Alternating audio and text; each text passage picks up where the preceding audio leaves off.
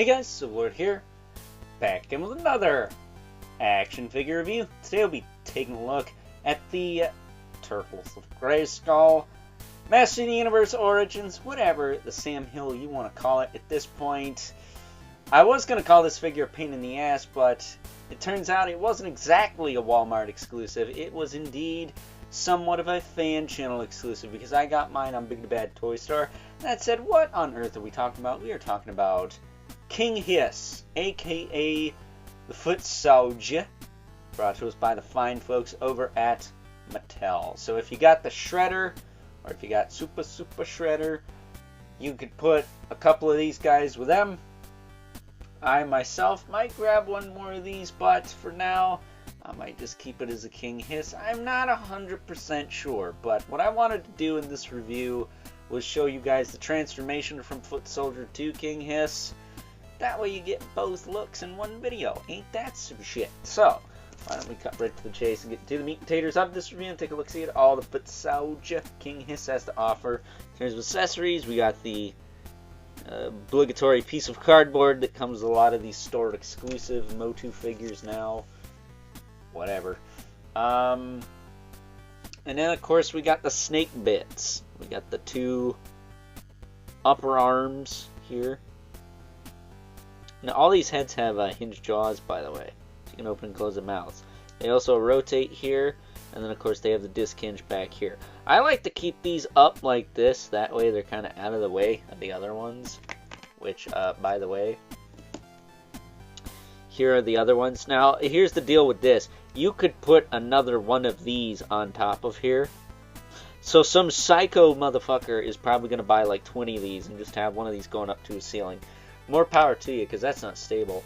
And then we got the Cobra head, which looks really cool. It too has a hinge jaw. It actually has a disc hinge. You can see that. It is rotating ever so slightly. So that is interesting. But there he is. The King Hiss head in all of its glory. Looking really cool. It's got horns. I didn't even notice that before. And then, of course, some spikes on the hood. I will definitely be using this King Hiss. There's no doubt about that for me. That'll be awesome. That said, looking at the Foot Soldier, he is fairly basic. He's got the sucky mouse jaw legs, so he can barely move his feet. I mean, they move back and forth a little bit. They do rock, and they do have the boot cut, but yeah, nothing crazy there. As far as the rest of his articulation, his head is on like the dumbbell joint, but it pops off kind of easy because there's no clearance. Because Foot Soldiers, if you didn't know, have giant, bulbous, weird-shaped heads. And it just doesn't work. And I don't know if I also have this on backwards. Like, it seems like I had it on right, but then I'll do this. And, yeah, you can't even get his chin, like, over that piece. That's not how that's supposed to work. So, I have no idea how this is supposed to work. Either way, you could leave this off completely and then plug it in. Plug the head back in. And that works just fine. In fact, this might even just be for the King Hiss. I'm not entirely sure. That said, he's got the double ball pick in the head. Tilt side to side. He can rotate. Again, he's got that big bulbous kind of cucumber-shaped head. Arms will go out to the side about this far. Back down. They'll rotate forward and back. Single jointed elbow. That works fine. He's got a swivel hinge wrist. I will say, if you got like an extra batch of ninja swords, they'd probably look good with these guys, I would think. This waist rotates nice and clicky too. Hips will kick out. Okay. They'll kick back down, back and forth. He's got the swivel hinge knee, but we already went over the leg, so I'm not going to do that again. But there you go. That is the Foot Soldier. So why don't we actually start stripping this guy down, because we got a lot of work ahead of us here.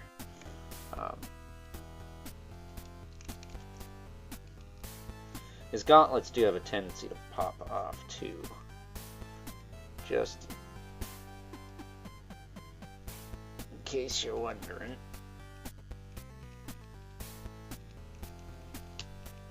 I will say it's a little easier to swivel the arm upside down and then pop it off. Comes out pretty easy. And we'll pop this armor off on the one side. Sorry, some of this is behind cam, not on cam. It's because it's a little easier that way. Should only have to undo one side. Let's see, I pull this off. There we go. You pull that right off. And then we can take the snake body, take that off. And now we just got the legs. Now I would leave the tunic on, that way it's less stuff to put in storage. That's just me though. And then you snap on this side with the bottom snake heads. You can probably put this piece here, maybe. Put this on top of that. Actually, no, you can't. What you can do is you can plug the other pair of snake arms in here.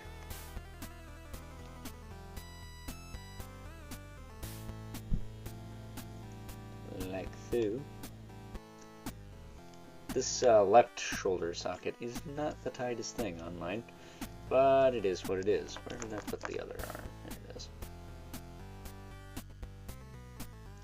The other socket, on the other hand, is very tight. It's got a bit of a ratchet to it. And then we can pop this on here. I like how they sculpted this so it actually lines up and goes up to the neck. That's pretty clever.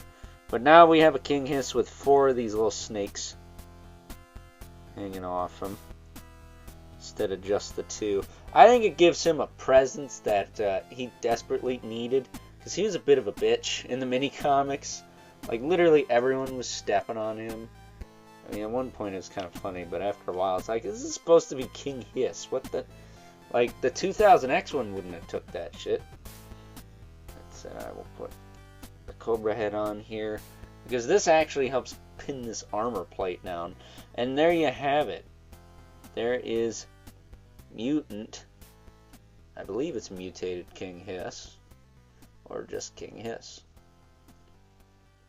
Looking really, really cool.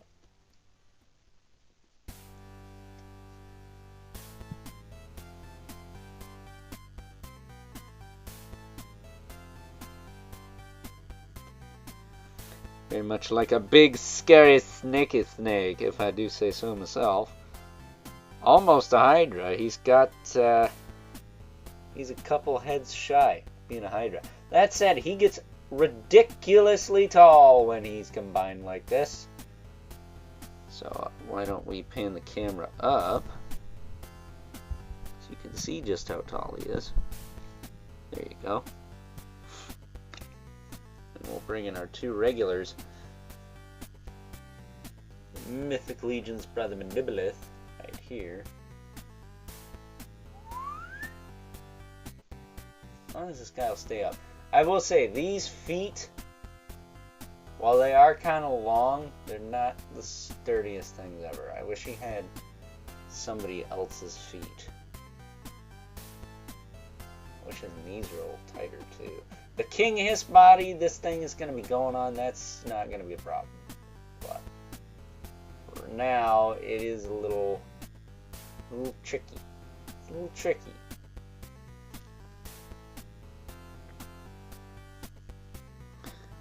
But next up, we have the infamous Nkar 11th Spawn, who is a little shorter than good old King Hiss here. Look at that. He is not towering over everyone today, but he is being compared to a gnarly looking Hydra monster, so there's that too. So, I mean, I like this figure, but it kind of sucks as an army builder. You got to pay the deluxe price point, whereas with something like the regular standard Origins Horde Trooper, you could buy them in bulk, because BBTS clearance them bitches. So Not sure what the dealio with this is. Concept is cool, but it would be nice if we just got a foot soldier army builder. That way we didn't have to buy a bunch of these.